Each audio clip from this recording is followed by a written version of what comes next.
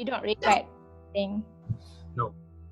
My parents Right. are very supportive. My mother-in-law, my sister-in-law, everybody is so supportive. Like my friends as well, my best friend. Like there's nothing different when I converted or before I converted. It's the same.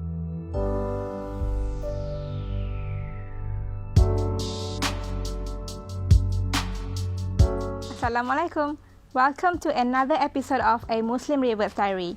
This episode, we are going to meet Alexander Santiago. He is very young and he became Muslim last year. Let's go. Okay. Could you introduce yourself?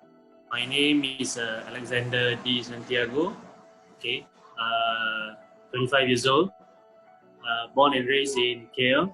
I'm a Eurasian mix. Okay, sometimes I just prefer to tell people that I'm Bojang. What are you mixed of? It's going to be a bit confusing, okay? Sure.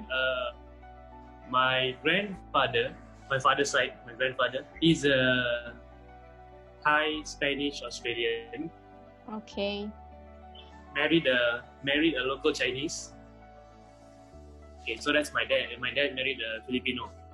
You never changed your name. I only added the bin, so it's Alexander bin D. Santiago. So are you the first in your family to convert to Islam? Yes, I am. How many siblings, if I can ask? I'm the only one. Oh, you're the only one, of course. Obviously, you're the only child to convert to Islam. How long you have converted to Islam? I converted about a year plus from now. A year and 3 months. Known Islam since I was 13, 14. Oh. Yeah, because when I was young, when I was in primary school, I mixed a lot of Malays. Yeah, so technically all my friends, I have a lot of friends. So it's Chinese, Indian, Malay. So I mix with them every day. I don't have a specific day where I only hang out with Chinese or hang out with Indian. Every day is a mixture of all races. I converted last year February. Yeah. So funny story because I've always wanted to convert to Islam because when I was younger, you have friends like bila kau nak convert, and everything like that. For me it was like I didn't want to let people tell me like, okay, today is the day, so I wanted to I'm gonna set a date. Okay, so when I wake up, maybe like 2 weeks from now, that's the day I want to be converted. Until I met a girl recently, so things got serious and everything. So there were questions about when are you gonna convert and stuff. But the thing is that the beauty of it is that her parents never pushed me. Yeah, they never really forced me to go and do it right now. So they were very understanding. My whole family and my in-laws right now totally the support. Oh, going through the process. Yeah. So that's how you converted. So you wanted to become Muslim, but last year was it? When you were younger, you will have all these kind of feelings like what your parents will think, what your friends will, how your friends will react, Yeah. So I think I didn't rush myself. I didn't push myself. Alhamdulillah, I'm glad my friends are all supportive of it, because I have Chinese, Indian friends. Yeah, my Malay friends are very supportive. After when I converted, they actually always tell me, don't worry, if we are going for prayers, let's go together. They'll teach me everything. Yeah, so I'm very grateful. Do you have any funny stories before you became Muslim or after you become Muslim? You see, I look like a Malay. I don't look Chinese. I don't look So from last time when I was young, people always think that I'm Islam, Malay. When I was 14, I was at the Mama during Ramadan. Okay, and then this van actually came and stopped behind me, and I didn't know. But my 2 Indian friends were sitting side by side. They started laughing. So I was like, "What's so funny?" Then Ustad came behind me and just tapped me, and asked me "Adik, it's bulan Ramadan right now. kalau boleh faham-fahamkan orang kat luar. Because I think he knows I'm young, and you know, like young kids, some they don't puasa, some they puasa, right? So then I was like shocked. I was like, sorry, bang, saya bukan Islam, saya Christian. I showed my IC and everything. And then it's like, oh okay, tak apa, minta maaf and everything, and they you know, they went off.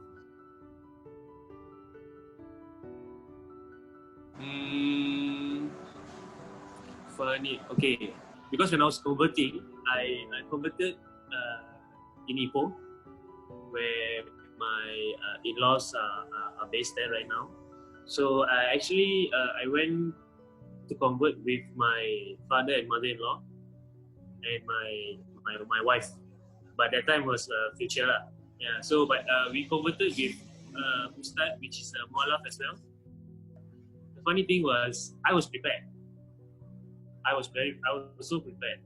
I was so excited. I can't wait, you know, because I only know that the process of going through it, I only have to say out the shahada. Yeah. So the funny thing was, I'm so calm and so prepared, but my future wife, my mother-in-law and father-in-law were so so nervous. Oh. Yeah. Yeah, so like they are the one who are like, you know, oh, is she okay, you know, everything. But I'm just like sitting down like, yeah, okay, Ustad, yes, I understand, yeah, I'm very calm. Would this be your first Ramadan though?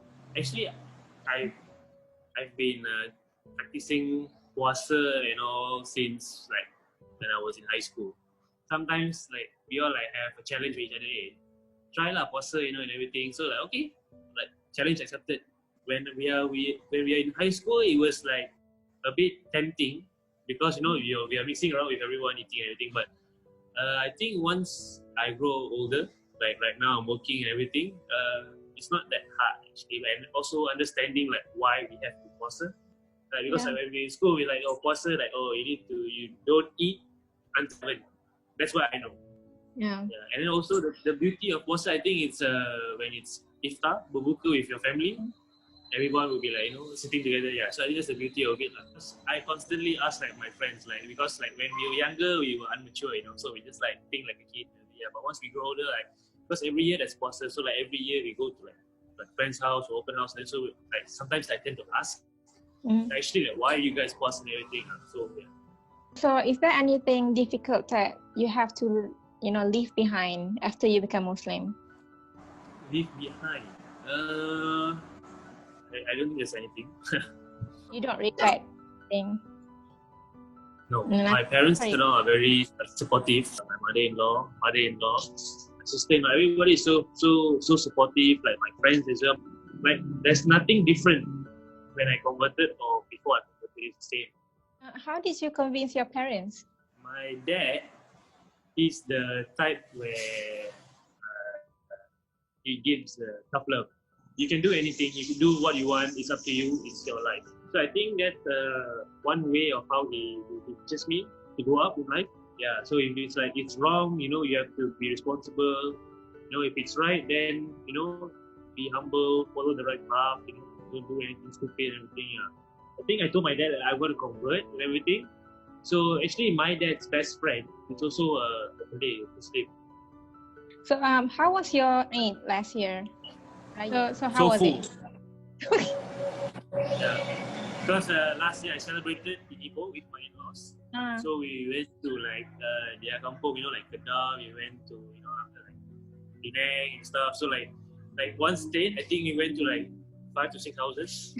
So I'm like, you know, oh my God, I put on so much weight. Yeah. Do you think that as the born Muslim haven't done enough explain Islam to the I still consider myself as new. I've always been a fan of Caprice. I've been a fan of him since I was very young. The transformation of him being like a really bad boy, and until now, you know, he's doing jihad. I think like we need more people like him. You know, people like for example, No Saleh. You know, his wife Miss Nina and everything. I think we need people like Abiliu, you know. People like them can send out the good message. If I would tell people out there, you know, some people will get the wrong idea.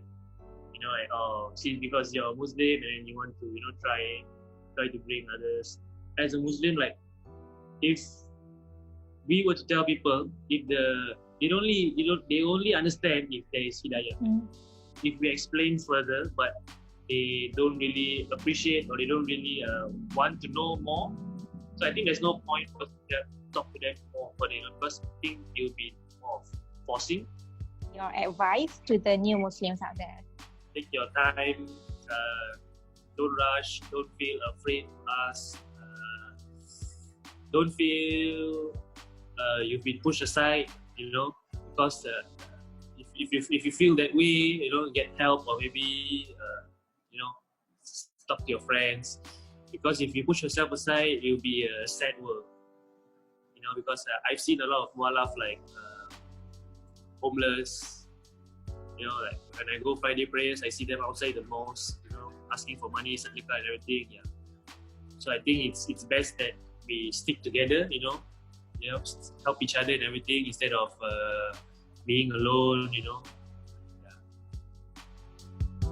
Click subscribe to Good Tidings Net now.